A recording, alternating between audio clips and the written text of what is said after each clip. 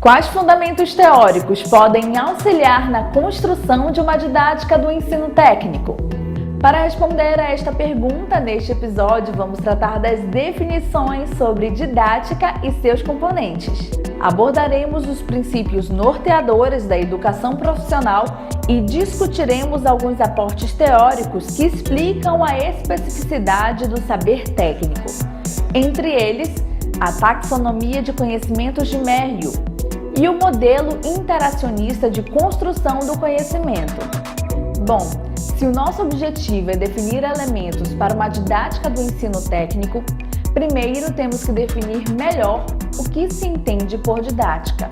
A didática parte da ideia de que não basta sabermos algo para ensinar. Temos também que desenvolver formas de ensinar o que sabemos. Libânio, que é talvez a maior referência sobre didática no Brasil, tem discutido como a educação, ora tem abordado o ato educativo exclusivamente pelo viés sociológico, ora psicológico, ora cultural, o que tem esvaziado o campo da educação de sua especificidade pedagógica, fragilizando a pesquisa sobre os processos de ensino-aprendizagem.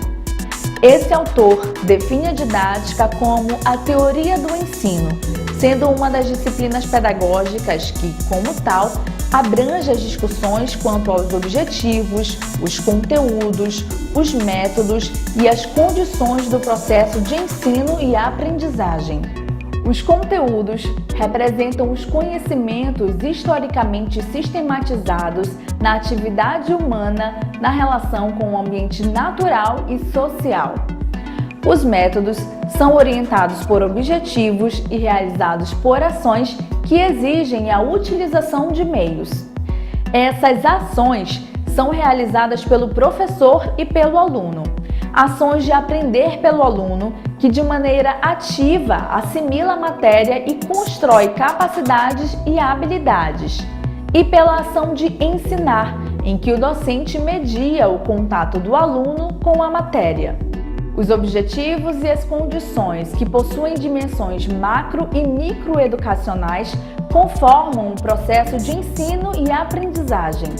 Os objetivos representam os propósitos explícitos quanto à formação de qualidades humanas desejáveis, expressos na legislação educacional, nas expectativas da sociedade e no conteúdo básico das ciências, sendo submetidos à avaliação do professor. Certo, mas como a didática se relaciona com as teorias educacionais e pedagógicas? A teoria educacional abrange discussões sobre os aspectos mais gerais da educação, como as relações entre educação e sociedade, apoiada em um projeto histórico em que tipo de homem formar e nos fins da educação. A teoria pedagógica trata do trabalho pedagógico e seus princípios norteadores, no qual estão incluídas as questões didáticas. No entanto, apesar de situada, a didática não deve ser compreendida como um conjunto de técnicas e procedimentos, porque se o problema central da didática é o conhecimento e as formas de conhecer que são desenvolvidos por sujeitos em situações concretas, então ela deve estudar as relações entre ensino e aprendizagem também através das contribuições de outras áreas do conhecimento. Na tentativa de elucidar que elementos sugerem a constituição da didática do ensino técnico, o que Schumann chama de conhecimento pedagógico de conteúdo, abordaremos como alguns estudos têm contribuído no esclarecimento deste tema. Como sabemos, a educação profissional tem se desenvolvido como um tipo de educação marginalizada em relação à tradicional educação academicista, que nasce na elite econômica brasileira. As origens divergentes entre qualificação profissional, destinada ao trabalhador, e a educação escolar, direcionada aos abastados, ainda formam um campo de discussão promissor quando se busca a articulação entre estas duas vertentes educacionais. Muitos estudos foram realizados nas últimas décadas para esclarecer as finalidades da educação profissional. A visão progressista entende que a formação do trabalhador deve ser integral e dar-lhe condições de emancipação. Para isso, o ensino deve estar calcado sobre 4 pilares: o trabalho, a ciência, a tecnologia e a cultura, através da consideração do trabalho como um princípio educativo e da pesquisa como um princípio pedagógico. Esses princípios foram regulamentados através das diretrizes curriculares nacionais para a educação profissional técnica de nível médio e são norteadores para a educação profissional no Brasil. Muitos pesquisadores do campo educação e trabalho concordam com a ideia de que o trabalho é o fundamento da humanidade. De acordo com Charlot, através da filosofia marxista, o trabalho se torna o fundamento e síntese da espécie humana, pelo qual a contradição entre homem e natureza pode ser superada. Nesse sentido, o homem transforma a natureza que, consequentemente, depois de humanizada, o transforma. Esse processo é conhecido como praxis humana, que, historicamente situada, considera tanto o homem como a natureza como produtos do trabalho humano. Assim, o trabalho deixa de ser inferiorizado e passa a ser protagonista. É a partir dessas discussões que a especificidade do saber técnico se sustenta. Jarbas Novelino Barato apresenta esse conceito quando discute sobre tradicional sobreposição da teoria em relação à prática. A fragilização da unidade entre teoria e prática, aliada à desvalorização do saber do trabalho, impõe à educação profissional uma função de aplicação da ciência e da tecnologia. Esse autor defende que é nos saberes do trabalho que podem ser encontrados os fundamentos de uma metodologia da educação profissional.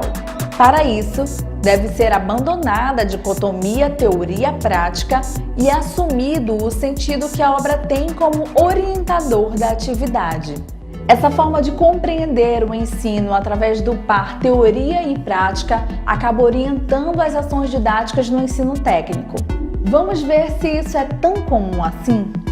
Você entende que só depois de ensinar a teoria é que os alunos estão preparados para aplicá-la indo à prática? Para você, os processos mentais estão ligados a aspectos teóricos? Se um aluno erra na execução de uma atividade é porque ele não domina a teoria? Se você respondeu sim a pelo menos uma dessas perguntas, então você é meio ligado na teoria como senhora da prática. Mas não se preocupe, vamos tentar esclarecer isso. Merrill propõe uma taxonomia de tipos de conhecimento que pode ser útil para entender a especificidade do saber técnico. Segundo essa classificação, o homem elabora internamente as suas experiências com o mundo. A essas abstrações chamamos de conhecimento. Esse conhecimento não pode ser diretamente acessado, mas pode ser representado de maneira diferente dependendo das operações utilizadas para processar a realidade. O autor descreve estas operações que dão origem a 4 tipos de conhecimento. Conhecimento factual, que realiza através de operações de identidade ou equivalência. Conhecimento categorial, através de operações de classificação. Conhecimento de princípios, através de operações de casualidade entre fenômenos ou situações. E conhecimento processual, através de operações de sequencialidade e finalidade entre situações. Assim, o conhecimento processual seria o objeto do saber técnico, pois se desenvolve através de processos que levam a um fim desejado. E é exatamente por isso, por ser processado de maneira diferente, que o saber técnico exige um tratamento didático apropriado, pois a didática tradicional tem atendido o ensino de categorias, fatos e princípios, mas não dá conta de orientar como ensinar o saber relacionado a processos. A principal diferença entre o saber processual e os demais é que outros podem ser comunicados apenas no plano do discurso, enquanto que o saber processual exige demonstração de desempenho. Está aí o motivo de teoria e prática serem separadas e, pior, o saber técnico não ser considerado conhecimento, mas como uma aplicação prática do conhecimento da teoria. Essa concepção não está correta, porque no fim das contas o homem organiza o mundo através da construção de conhecimento, seja através de fatos, de categorias, de princípios ou de processos. Vamos tentar entender como o conhecimento se forma através de uma perspectiva interacionista. Vamos lá! A construção do conhecimento se realiza pela interação de 3 elementos: informação, conhecimento e habilidades. A informação e a habilidade são dimensões objetivas do saber, por isso acessíveis, enquanto que o conhecimento é subjetivo, interno e não acessível. A informação é constituída pelo universo simbólico dos códigos e sinais. O desempenho é constituído por instâncias da ação humana. Em resumo, o conhecimento são as representações internas compostas de informação e desempenho. Barato faz algumas deduções sobre esse modelo explicativo do conhecimento. Todo conhecimento é constituído de informação e desempenho. Informação e desempenho podem dar pistas sobre o conhecimento. O saber técnico possui as 2 dimensões, informação e desempenho. A informação no saber técnico pode ser desenvolvida através de discurso ou observação de desempenho de peritos. O desempenho no saber técnico é a instância de execução do conhecimento construído. Desempenho e informação exigem diferentes formas de ensinar, ou seja, fazer algo e explicar o seu fazer são processos cognitivos distintos. Desempenho é diferente de habilidade. Habilidade, processo e técnica são a mesma palavra para conhecimento processual. O objetivo de qualquer ensino é a construção de conhecimentos que sejam capazes de garantir desempenhos adequados e também de gerar informações claras e inteligíveis. A capacidade de gerir informações sobre o conhecimento é particularmente importante porque é a estratégia social de compartilhar conhecimentos. Então, no ensino técnico, o aluno deve, ao mesmo tempo, ser capaz de produzir discursos sobre a técnica e de apresentar desempenhos excelentes da técnica. Você pode estar se perguntando, mas como fazer isso? Existem dicas para conduzir o ensino de processos? A resposta é sim e não. Não existe uma maneira consolidada de fazer isso. Não existem prescrições e nem queremos isso. Mas algumas dicas são encontradas na literatura que podem servir de ponto de partida para você refletir sobre essas questões em confronto com a sua prática docente e desenvolver estratégias. Barato apresenta o ensaio de organização didática. A apresentação sintética do processo, que pode conter conteúdos classificados como fatos, categorias e princípios, enunciando a ordem de execução, os passos ou operações necessárias à obtenção do resultado esperado.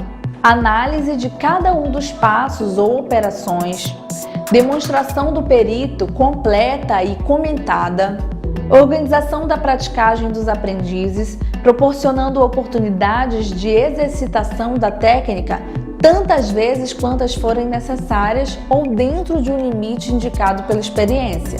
Avaliação do desempenho dos aprendizes. Nos 2 últimos episódios, discutiremos como essas ideias e os resultados da pesquisa apresentada podem auxiliar na construção de saberes didáticos para o ensino técnico.